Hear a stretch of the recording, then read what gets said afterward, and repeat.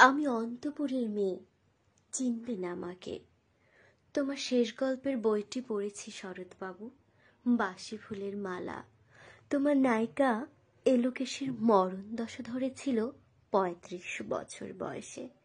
২৫ বছর বয়সের সঙ্গে ছিল তার রেশারেশি। দেখলেম তুমি মহাদশায় বটে, জিতিয়ে দিলে তাকে। নিজের কথা বলি, বয়স আমার অল্প।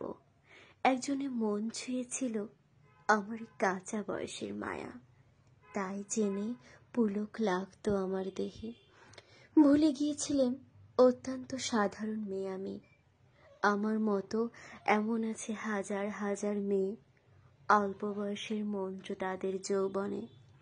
তোমাকে দোহাই দেই, একটি সাধারণ মেয়ের গল্প লিখো তুমি। বড় দুঃখ তারও স্বভাবের গভীরে অসাধারণ যদি কিছু তলিয়ে থাকে কোথাও, কেমন করে প্রমাণ করবে সে? এমন কজন মেলে যারা তা ধরতে পারে? কাঁচা বয়সে জাদু লাগে ওদের চোখে। মন যায় না সত্যের খোঁজে, আমরা বিকিয়ে যাই মরীচিকার দামে। কথাটা কেন উঠল তা বলি। মনে করো তার নাম নরেশ। সে বলেছিল কেউ তার চোখে পড়েনি আমার মতো। এত বড় কথাটা বিশ্বাস করব যে সাহস হয় না, না করব যে এমন জোর করি। একদিন সে গেল বিলেতে, চিঠিপত্র পাই কখনো বা। মনে মনে ভাবি, রাম রাম, এত মেয়েও আছে সে দেশে, এত তাদের ঠেলাঠেলি ভিড়, আর তারা কি সবাই অসামান্য? এত বুদ্ধি, এত উজ্জ্বলতা, আর তারা সবাই কি আবিষ্কার করেছে এক নরেশ সেনকে? স্বদেশে যার পরিচয় চাপা ছিল 10-এর মধ্যে। গ্যালোমেলের চিঠিতে লিখেছে লিজির সঙ্গে গিয়েছিল সমুদ্র নাইতে। বাঙালি কবির কবিতা কলাইন দিয়েছে তুলে। সে যেখানে উর্বশী উঠেছে সমুদ্র থেকে, তারপরে বালির পরে বসলো পাশাপাশি। সামনে দুলছে নীল সমুদ্রের ঢেউ, আকাশে ছড়ানো নির্মল সূর্যলোক। লিজি তাকে খুব আস্তে আস্তে বললে, এই সেদিন তুমি এসেছ, 2 দিন পরে যাবে চলে। ঝিনুকের দুটি খোলা, মাঝখানটুকু ভরা থাক একটি নিরেট অশ্রুবিন্দু দিয়ে, দুর্লভ, মূল্যহীন। কথা বলবার কি অসামান্য ভঙ্গি।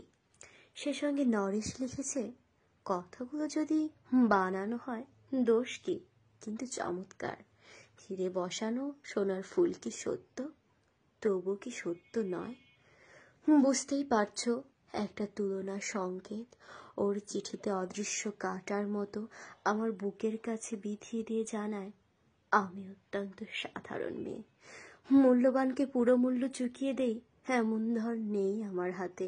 ওগো, না হয় তাই হলো, না হয় ঋণী রইলেম চিরজীবন।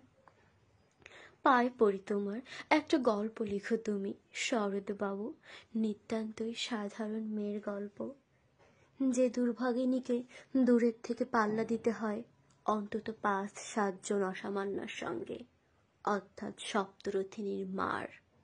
বুঝে নিয়েছি আমার কপাল ভেঙেছে, হার হয়েছে আমার। কিন্তু তুমি যার কথা লিখবে তাকে জিতিয়ে দিও আমার হয়ে। পড়তে পড়তে বুক যেন ওঠে ফুলে, ফুলচন্দন পড়ুক তোমার কলমের মুখে। তাকে নাম দিও মালতী, ওই নামটা আমার, ধরা পড়বার ভয় নেই। এমন অনেক মালতী আছে বাংলাদেশে, তারা সবাই সামান্য মেয়ে। তারা ফরাসি জার্মান জানে না, কাঁদতে জানে। কি করে জিতিয়ে দেবে? উচ্চ তোমার মন, তোমার লেখনী মহীয়সী। তুমি হয়তো ওকে নিয়ে যাবে ত্যাগের পথে, দুঃখের চরমে শকুন্তলার মতো। দয়া করো আমাকে, নেমে এসো আমার সমতলে। বিছানায় শুয়ে শুয়ে রাত্রির অন্ধকারে দেবতার কাছে যে অসম্ভব বর মাগি, সে বর আমি পাবো না, কিন্তু পাই যেন তোমার নায়িকা। রাখো না কেন নরেশকে 7 বছর লন্ডনে, বারে বারে ফেল করুক তার পরীক্ষায়। আদরে থাক আপন উপসী কামগুলোতে। ইতিমধ্যে মালতী পাশ করুক এমএ কলকাতা বিশ্ববিদ্যালয়ে। গণিতে হোক প্রথম তোমার কলমের এক আঁচড়ে। কিন্তু ওখানে যদি থামো, তোমার সাহিত্য সম্রাট নামে পড়বে কলঙ্ক। আমার দশা যাই হোক, খাটো করো না তোমার কল্পনা। তুমি তো কৃপণ নও বিধাতার মতো। মেয়েটাকে দাও পাঠিয়ে ইউরোপে। সেখানে যারা জ্ঞানী, যারা বিদ্বান, যারা বীর, যারা কবি, যারা শিল্পী, যারা রাজা দল বেঁধে আসুক করে চারিদিকে, জ্যোতির্বিদের মতো আবিষ্কার করুক ওকে। শুধু বিদুষী বলে নয়, নারী বলে। ওর মধ্যে যে বিশ্বজয়ী জাদু আছে, ধরা পড়ুক তার রহস্য।